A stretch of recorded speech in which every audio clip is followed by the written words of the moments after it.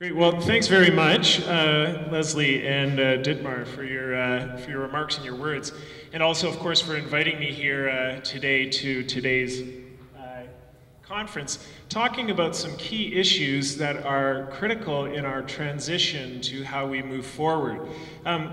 My presentation, oh, it's not up yet, but the idea around my presentation is around money. How does money impact our economy, and how can we look at money in a bit of a different way? I've got a certain amount of experience with money even before I was born, and the reason being, of course, is because my father was a banker and my mother was a banker.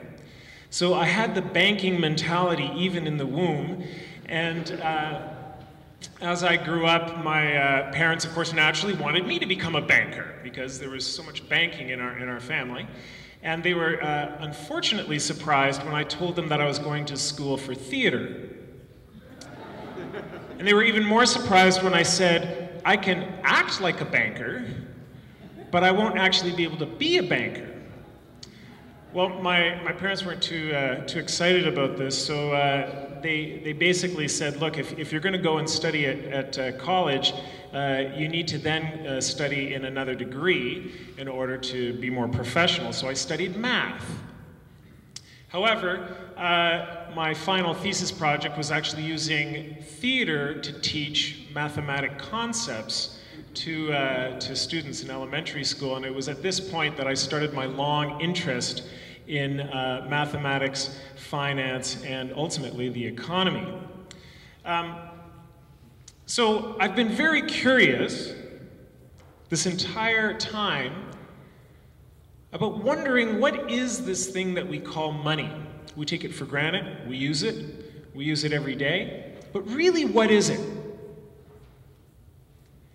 And I've got a definition here, and I'll just briefly mention that first. Money isn't a commodity, such as gold, or an officially issued coin or paper note that is legally established as an exchangeable equivalent of all other commodities, such as goods and services, and is used as a measure of their comparative values on the market. However, money has different meanings to all of us, and money has a long history even here in Canada. So, what was Canada's first form of money? And if it works, this is it. That's right, the medium of exchange was beaver and beaver pelt back in the 17th century New France. And this is the means by which individuals could go and trade back and forth in different items. You may have heard the phrase, shelling out some cash. Well, that phrase comes from the wampum, which was First Nations in the east coast of Canada trading back and forth small shells as a means and a medium of exchange. In the 1600s, the Treasury in Eastern Canada had a bit of a challenge, so they issued a form of paper money temporarily on the back of playing cards. And to this day, you can actually go to the Canadian Mint and purchase playing card money, which is made out of a number of alloys, including gold and silver. So money's had a whole bunch of different forms. And back in the 1800s, 1700s, 1800s, major banks issued different forms of currency. So even in Canada, we had multiple currencies from basically most of our establishment as a country. And it wasn't until 1949 that the Bank of Canada, which had only been established a few years earlier, basically said you need to withdraw all the different forms of currency out of the Canadian currency to only have the Canadian dollar. So we think sometimes that the Canadian dollar has this sort of permanence, but really there was multiple forms of currency up until only as recently as 1949, 1950. Now, just earlier than that, internationally, a lot of the major countries got together in the United States, in eastern United States in Massachusetts, I believe, and the Bretton Woods system basically said, money is tied to gold. It had value. It could be backed by gold. So if you needed to, you could exchange your money and receive gold in return. Then in 1971, Nixon did something called the Nixon Shock. And that was, he took the United States dollar off of the gold standard. And countries a little bit before and mostly after did the same, which basically meant that money was no longer backed by gold. It was floating. And as a result of this, what happened was, essentially, money became a concept. Similar to our economy. We think of money as something as having solidity, but really it's a collective agreement by which we have all come to understand that this one piece of paper has value and is exchangeable for some goods or services. But what it really means for us as we transition into challenging times is that if money is a concept and if the economy is a concept, we have the power to change that concept. It is up to us to be able to form the ways and the relationships that we have with money. Money, of course, has had a deep impact in our lives and in the environment. Calgary has the second largest ecological footprint in the world. And when I was flying out of Dubai, a number of years ago in 2008, I was struck by all the construction cranes as I was leaving the airport in United Arab Emirates. And when I flew into Calgary, I noticed there's a lot of construction cranes, and there's a lot of development and a lot of construction right around that time. And indeed, the amount of money that we use for development is extreme and has its impact. For those who aren't sure, I mean, I'm assuming many of us understand an ecological footprint, but essentially it's an area of land in which we would need the resources to supply our consumption. And for Calgary, it's about 100 times the present size of the city of Calgary, 100 times larger. Money has also had an impact on the individuals that live in our province. The minimum wage just recently went up to $10.20 per hour as a minimum wage, but if you add up that in its totality as a full-time job, 35 hours a week, 52 weeks of the year sort of thing, it comes to about $18,500 per annum. However, the government-issued LICO rate, which stands for Low Income Cutoff, is $21,000. So what that means is that automatically, if you work at a minimum wage job, you're automatically entering into low income, which is another way for saying poverty. And it's fascinating that in this province, we are allowing our citizens to automatically be into poverty just by the very nature of taking work and working hard full-time. Vibrant Communities Calgary and many other organizations have observed this, and they have called for something called the living wage. And the living wage, according to them, is $17.29 per hour without benefits, and with benefits it's $16 an hour. This is a significant shift and a significant difference. Now, after I studied mathematics in my undergrad, I went on to do my master's degree, and part of my master's degree had me working in India. And I worked in some small villages, particularly on microcredit financing as well as money lending. And what I noticed was that the money lenders in these small rural communities, as well as individuals who were receiving some of the loans. And essentially what happened there, of course, is that the moneylenders would charge an extremely high rate of interest on the money that they lent out. So much so that some men actually went missing from villages if they couldn't repay the loans. So this is an extremely stressful and dangerous situation in many regards. And then when I went and I worked with other families that were tilling the land, simple jobs, essentially living in poverty, their lives had a certain vibrancy. A vibrancy that I was fascinated by. There was energy. When I left the country and I flew back into Canada, one of the first things I did is I got on a C train and at 8 a.m. in the morning rush, and everybody was doing this. Or they were doing this. but very much in an isolated way. And I think we've all seen that and experienced that. And it was so shocking to me because of the sheer shift that I had just experienced in this other country of the types of relationships that we have here in Canada. And I started questioning, as an affluent country, are we happier? Are we more connected as people as a result of our affluence, of our result of the increased number of the amount of revenue that we bring in? And James spoke a little bit about this last night, and it was approximately at this point that I came across Mark Anielski's The Economics of Happiness, which I'm sure many of you know, perhaps have read and studied. Well, in his work, he comments on genuine wealth. And genuine wealth being connected to well-being. The New Economics Foundation had a well-being manifesto, and I've worked a little bit with the New Economics Foundation based in the UK, and they have 3 sort of ways of looking at wealth and where well-being comes from. 50% of our well-being is attributed to genetics, parenting, upbringing, family.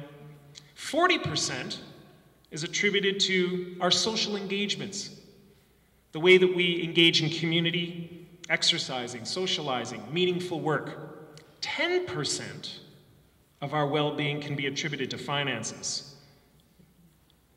So it's interesting that even statistically, our well-being isn't directly connected to our finances, and yet we put so much emphasis on this thing called the GDP as a nation, and we put so much emphasis on trying to acquire money. Now, Mark sort of breaks up genuine wealth into these different forms of capital, so that if we can look at a certain community, then we are able to sort of analyze in many regards how well a community doing, what is the well-being of a community, and what is its wealth under these forms of different capital. So human capital, of course, is our skills, our knowledge, our physical, our spiritual, emotional health. Social capital, our relationships, how we engage with others, community development, reciprocity. Then there's natural capital. It's our gas, our oil, our land, our ecosystem. Built capital is industry, buildings, homes, cars, manufactured goods, and then finally, of course, financial capital, which is where our current economic system places a lot of stress in terms of how we analyze and how we measure our success. Mark also has tenets of what a genuine wealth looks like. One is that true wealth represents all things that makes life worthwhile. 2, true wealth is abundant, not scarce. 3, true wealth is more abundant when freely given and received in the effort of reciprocity. 4, each one of us has a responsibility to be co-stewards of wealth. 5, management of our genuine wealth is grounded in the pursuit of flourishing individuals. And I emphasize flourishing, of course, because that's connected to thriving and not so much connected to succeeding. Succeeding intrinsically has the idea of competition, whereas flourishing and thriving is more about all of us in this together. I'm particularly interested in this idea of reciprocity. Again, when I was in India, I was doing something essentially there called international development. I don't know if you've ever heard of this term. It's antiquated now in many regards, and to some people it's extremely offensive. Because who are we to think that we can go to a poor country and bring our wealth knowledge to develop them? It's a challenging concept. But there I was in India doing this thing a number of years ago called international development. And what I started to realize is that although it's true I did offer some really valuable tools, because the community members mentioned that to me, I realized that I was being developed. I was learning just as much in some regards as they were learning. I was learning things like humility, learning to live without excess material goods. I was learning about trust in a whole new way. I was learning about dealing with the unknown and being okay with it. And so what I started to develop this idea was of reciprocal development, in the sense that no matter what relationship we engage in, it's always a reciprocal matter whether we choose to reflect upon it and actually put our fingers on it or not. And in modern day economics, I think there is a lack of that understanding of what reciprocity actually means. And in reciprocity, we often want to know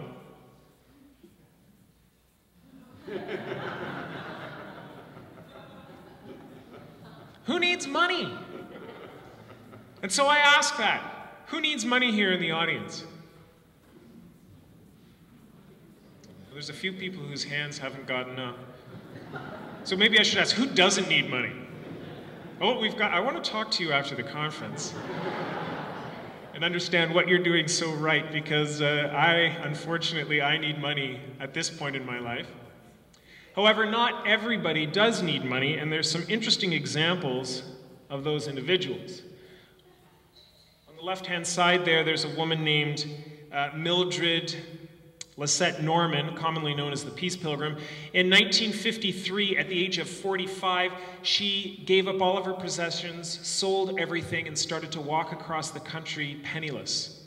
She neither accepted money nor used money for the rest of her life. She refused to accept money.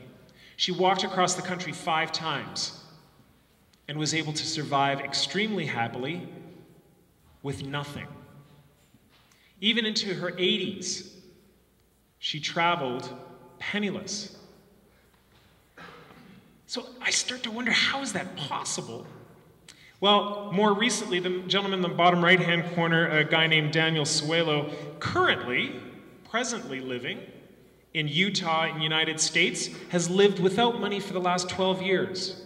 Similar principle. He neither accepts money nor uses money in any way. Because he doesn't accept money, and I've watched a number of his videos and I've read of some of his literature online, and he does live by a very, very important principle. And he was asked to speak at University of Colorado for one of their graduation speeches, and when he got up there, the first thing he said, of course naturally because he neither accepts money nor uses money, he says, well, the only reason why the University of Colorado invited me here today is because my speaking fees are quite low. But his speech was moving and powerful, and he talked about being in connection with the land. He talked about being in connection with others in a relationship that wasn't tainted by money. He talked about being most important, having a relationship with himself. Many people question, well, where do you get your food from? Like, don't you get lonely when you don't have money? And he said he never gets lonely because once you realize that in the exact moment where you are, if there's nobody with you, that's the perfect moment. And if you are with somebody that happens to come along, that moment is also the perfect moment. A lot of things to learn from. So some people call this kind of attitude towards money a part of the gift economy. The gift economy in its simplest form is arrangement for the transfer of goods or services without an agreed method of quid pro quo. Indeed, there may be no expectation or mechanism of exchange whatsoever, hence the gift aspect of the interaction. Well, I work at the Arusha Center in Calgary on the Calgary Dollars project. And in that building is something called the Harmony Cafe. The building is part of it is called the Community Wise, and Community Wise is a building of 60 nonprofits. And there's this little cafe that meets once a month. And the idea behind the Harmony Cafe is something that could really describe the gift economy. So it's a cafe. You go there, you get some coffee, maybe get a muffin or something like this, some small cookies or other items. You bring it to the teller, and you say, yes, I'd like to purchase these things. And the lady says, actually, these things are free for you because they've been donated by the person before you. And perhaps a little bit shocked, you start to take away your items, and the lady says, you also have the opportunity to donate to the next person if you choose. And lots of people don't. They walk away with free goods. But there's something fascinating that happens. When you're given something for free, there's something that bubbles up inside of you that says, okay, I want to do this too. I really believe in that. And you'll notice that. When somebody is generous with a smile, there's something that bubbles up in us that sort of says, yeah, I want to smile too. There's this reciprocity that starts to happen. What I've also noticed is similar with greed. Somebody takes something from you, and it's like, well, wait a second, you know, this other thing or this thing, that's kind of mine. There's this interesting dynamic that happens with humans around reciprocity. So that system at the Harmony Cafe is called a pay-it-forward system. And it's something that is happening and is increasing in momentum. The Harmony Cafe is only one example, and there are many others. However, outside of the gift economy, we're still considered consumers. Why? Because we consume. It's ours. There's a sense of entitlement, perhaps, and most of all, there's a sense of ownership. We're considered consumers as opposed to citizens, of course, citizens being responsible for the well-being of our communities, and consumers there to consume and to deplete. With consumption comes debt. This graph shows Canadian national debt. You'll notice that we are in 2012 almost $1.4 trillion in debt. As a GDP, at that time in 2013, it was $1.8 trillion. So basically, our debt is almost matching our revenue. You'll notice the green line up there, and the green line is that it goes to 90% on the right-hand side. That's a percentage of our debt compared to our GDP. Globally, we have a GWP, gross world product, of $71 trillion, and a GWD, which is our gross world debt, at $54 trillion. It's catching up. In other words, the amount of debt that we have from nation to nation is increasing so much that it's catching up with what we can actually produce financially. What will happen, and there's been talk about this, when our debt exceeds the amount of money that we can actually restore. This form of debt is intrinsic to our system. Money is created on the basis of debt. People wonder, well, how is money actually created? It's more or less the same in the Canadian and the American system, but essentially the Crown Corporation of the Bank of Canada, which at one point was a private bank in the United States, as many of you know, the Federal Reserve is a private bank owned by private interest, and it runs the American money supply. In Canada, it used to be that, and then a few years after it was created, the Canadian government purchased it, and the Bank of Canada changed into Canadian Imperial Bank of Commerce. But essentially, when money is created, for example, for a mortgage, they create it.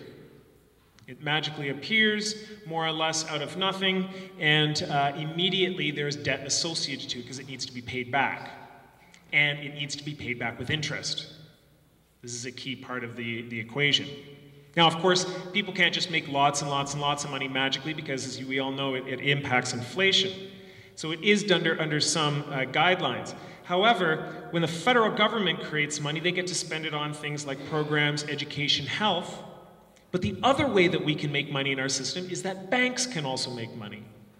So the Canadian government can make money, so can chartered banks. When chartered banks create it, the money goes to shareholders.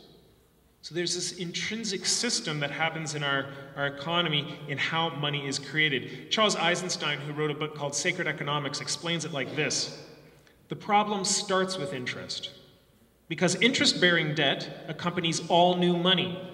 At any given time, the amount of debt exceeds the amount of money in existence. Naturally, because as soon as you have a certain amount of money, say $100,000, and you have interest on that, that debt is naturally more than the money in the first place. The insufficiency of money drives us into competition with each other and consigns us to a constant built-in state of scarcity. When there's only $100,000 to go around, but we owe $150,000 because of interest, or whatever the interest rate is, naturally there's going to be competition amongst us. It's like a game of musical chairs. As you know, you pull out one chair less than the number of people that are there. with never enough room for anyone to be secure. Debt pressure is endemic to the system. This is what creates competition, and the economists created it in many regards because it creates growth. There's a constant competition to make more money. We have to, because there's more debt than we can actually have in the first place. So we have to make more money, and this creates this drive forward, this constant competition, this impulse to succeed in order to make enough money to survive.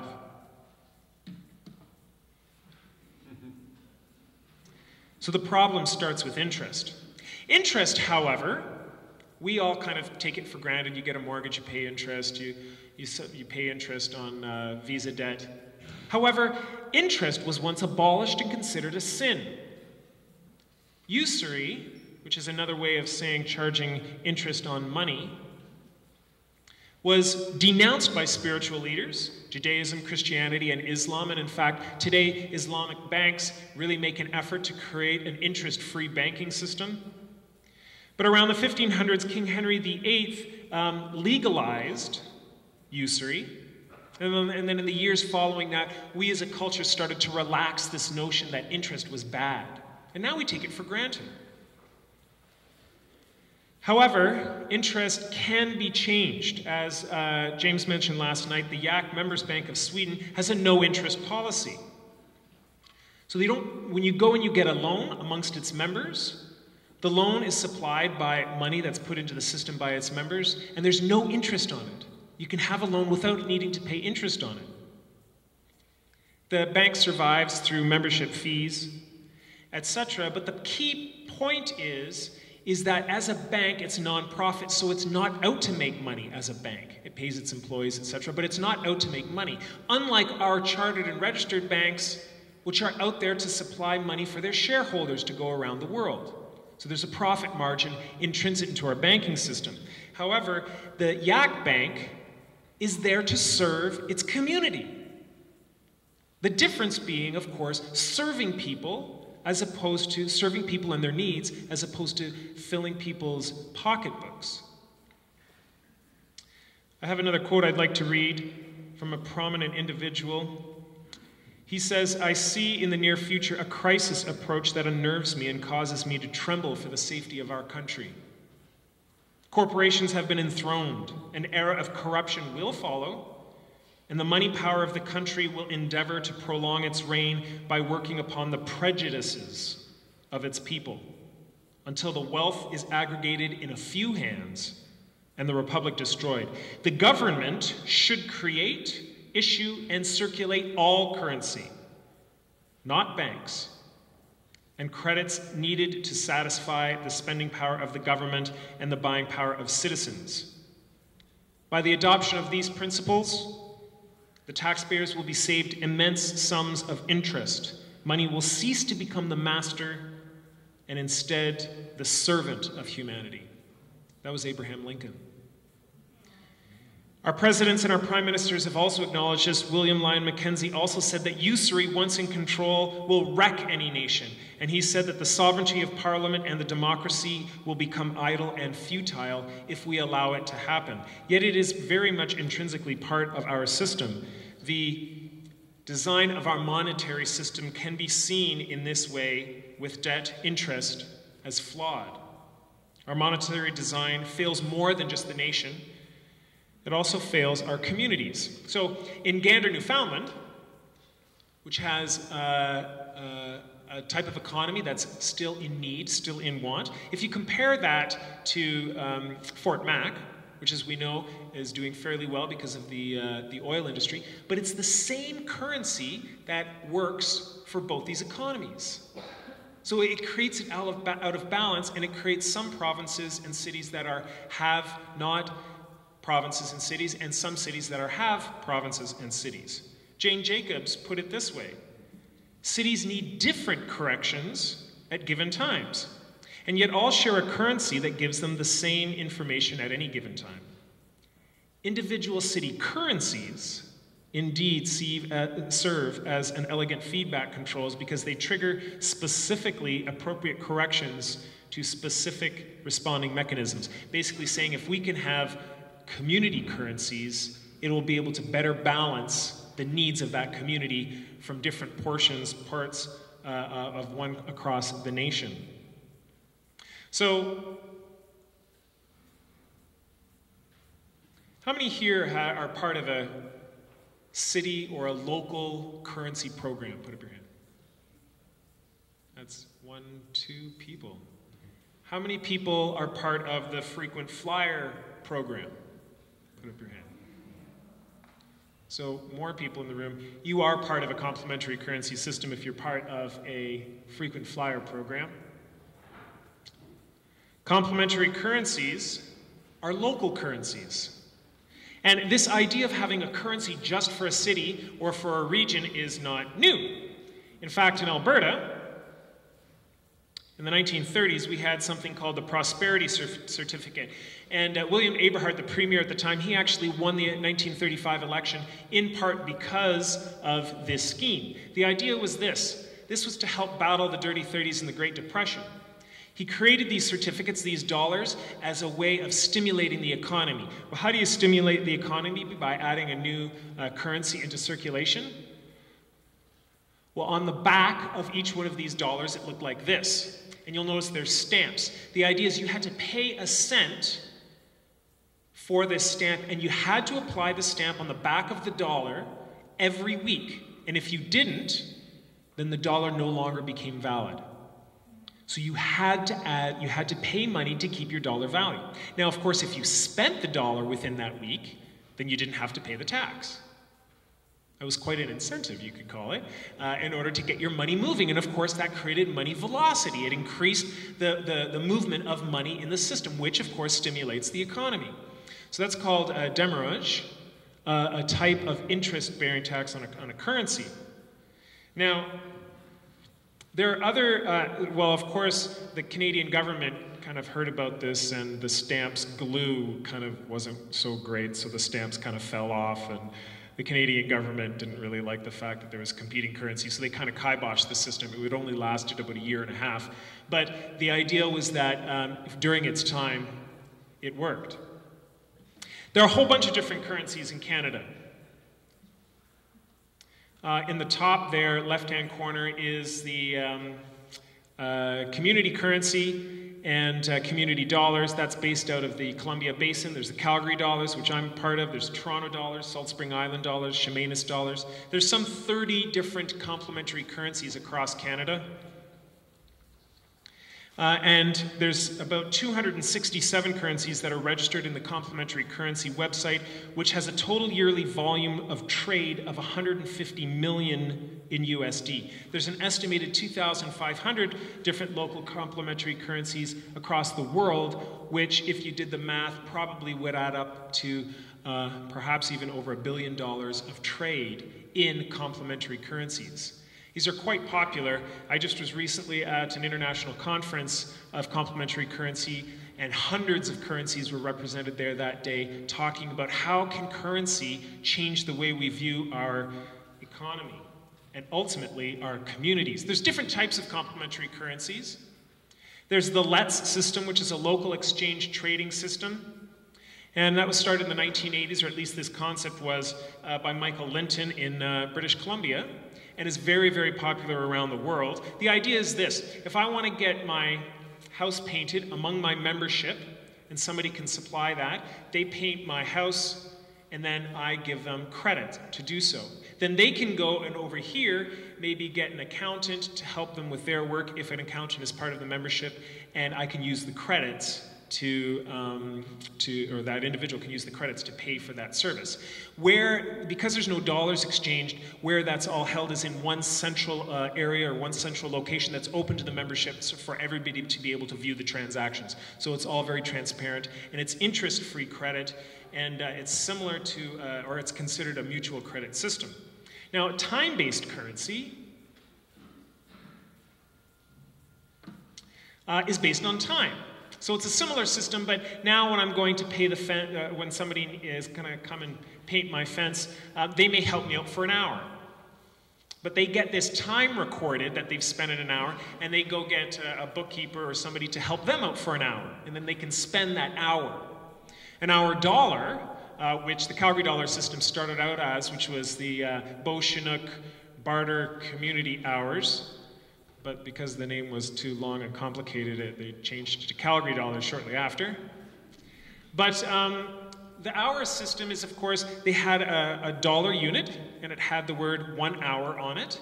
And then you could spend these hours amongst community members. There was half hours, there was quarter hours, there was tenth hours. And you could use these as an hour system with the dollars. Of course, frequent flyer program is a type of complementary currency. Why? Because you are collecting these credits as you go and as you spend money in certain locations that do the frequent flyer program, and then you can spend the credits on a flight, and it's mutually beneficial, of course, because flights that have empty seats, they help fill those seats. Script-based currencies, which basically means money, currencies that have a dollar bill money, have different incentives and disincentives. One of the incentives is that I'll give you 100 Calgary dollars, and you have to give me 90 Canadian dollars in exchange.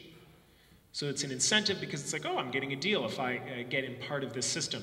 There are disincentives in some places where you can back the currency with a bank. So you can go into a bank and you can say, yeah, I want to change my dollars, my Calgary dollars, or in a different case like one of the pound systems in the UK, you go to the bank and instead of having a dollar for dollar trade, you're kind of penalized at 10%. So you go with 100 pounds of the complementary currency and you only get 90 pounds of the British formal currency back. So there's different ways of doing complementary currencies.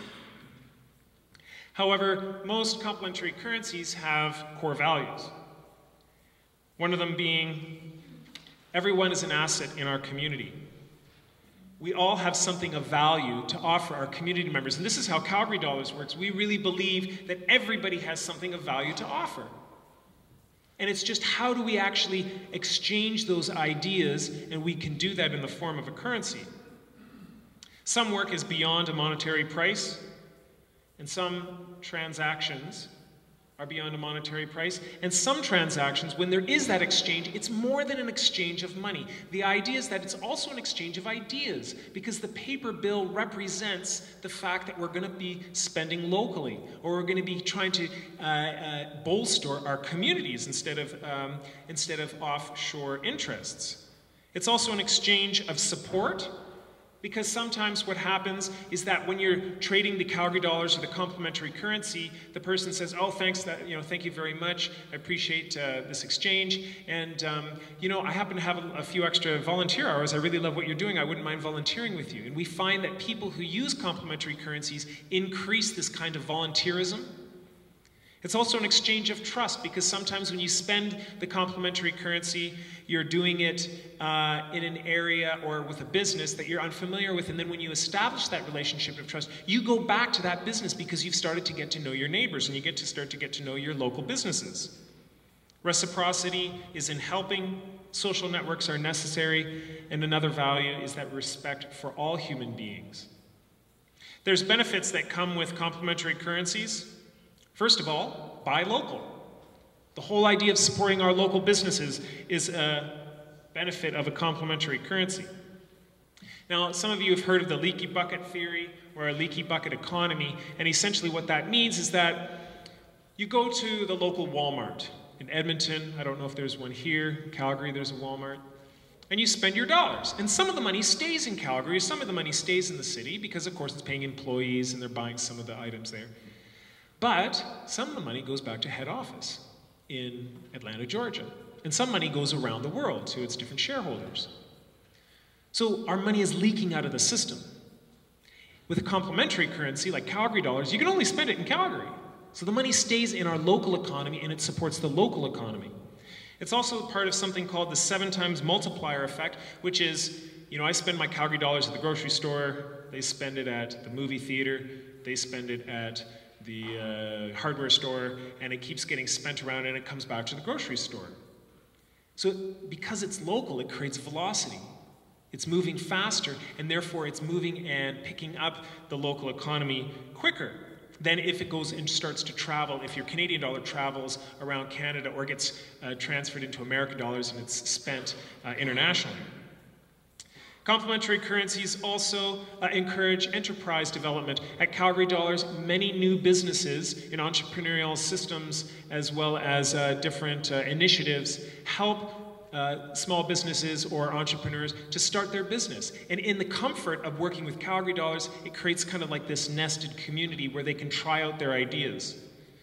Reduces carbon emissions, because of course when you're spending locally, you're not spending internationally, so there's a less impact on the environment.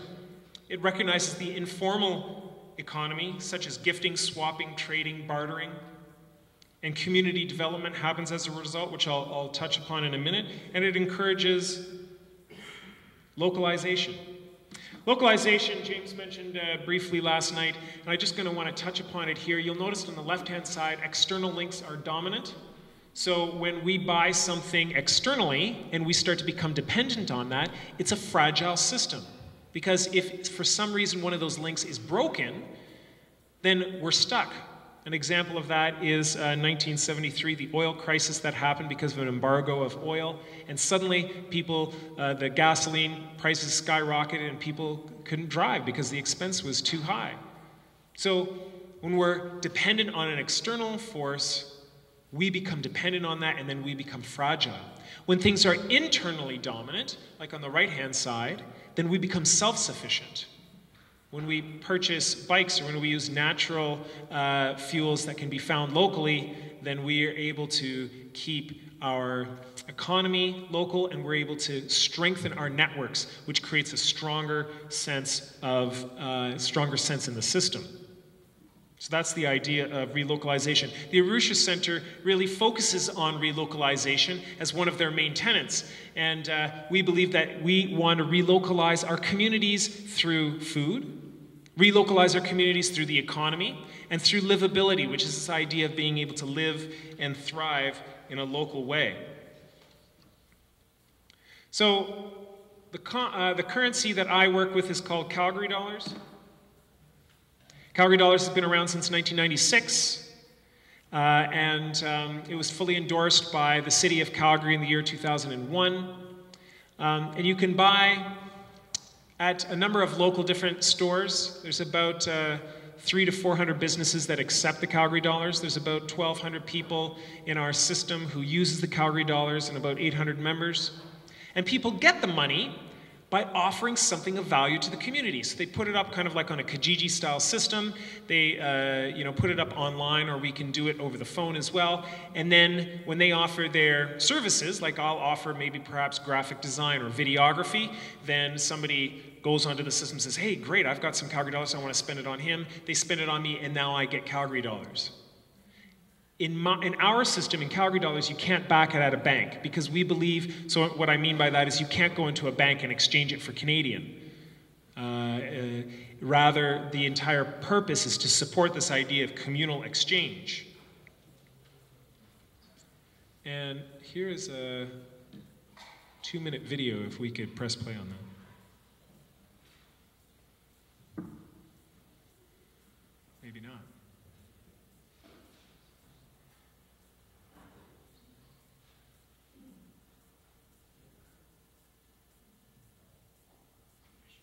Joins us now with tonight's edition of Saving Sense. And Heather, this is something that's been used to get through tough times in the past. Yeah, that's right. During the Depression, the Alberta government actually issued what was called prosperity certificates, an alternative currency designed to help stimulate the economy.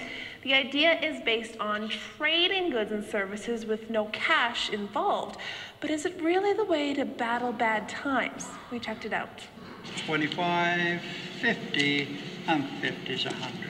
It's payment for services rendered. Steve Liu puts up posters around the city, advertising this Eau Claire market business. But that's not Canadian dollars he's earned. Those are Calgary Dollars. I buy bike care and parts here at the Good Life Bike Co-op. I also buy movie tickets. It's an alternative currency that requires users earn and spend their cash locally. It basically works like a customer loyalty program for businesses, or it can work for individuals as a way to supplement your income and become part of a community.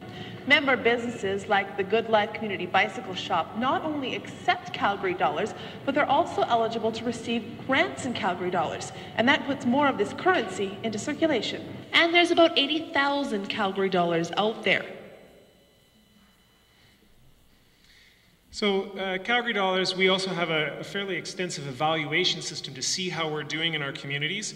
And some of the reports that just came back last week is that those people who are using Calgary Dollars, 91%, have now more contacts for potential jobs in the future after using Calgary Dollars. 48% are more involved in community issues. 54% said that they agreed that they have now established new relationships of trust due to Calgary Dollars. 52% said that they will be better off a year from now after using Calgary Dollars. And there's more statistics too if you're interested. Calgary Dollars also has a granting program, as the lady mentioned in the video. We give out $20,000 a year to small grassroots granting projects. And so individuals, you don't have to be backed by an organization. Individuals can apply and receive funding from us, 50% in Calgary Dollars, 50% in Canadian. But as we come to a close here in my speech, I wanted to really touch on where does respecting the land and local money meet? How can we create this sense of respect even with money? And as Aldo Leopold said, we abuse land because we regard it as a commodity belonging to us.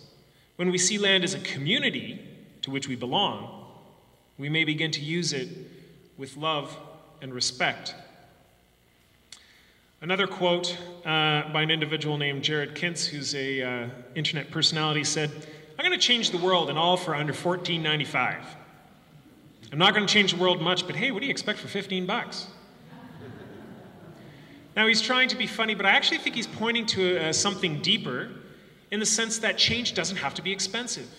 We don't actually have to do a lot in order to make, in some regards, a significant change. Our dollars are a vote.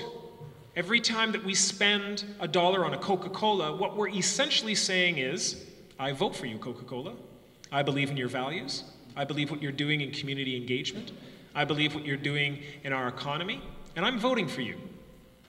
So similarly, when we spend our dollars on local goods and services or our local stores, what we're saying is, I believe in you, I believe in your values, and I want to support you.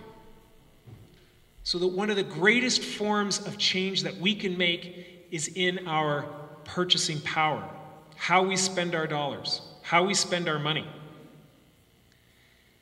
We can also do things like rethink the way that we use money.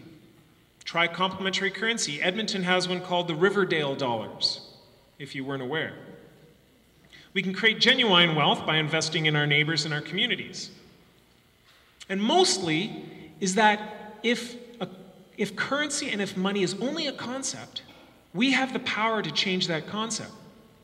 We've got the power collectively to make things different. And in order to change the concept out there, first we need to change the concept in ourselves. And that's possibly the greatest respect that we can have for the land, is by developing respect with ourselves and with each other. Thank you very much.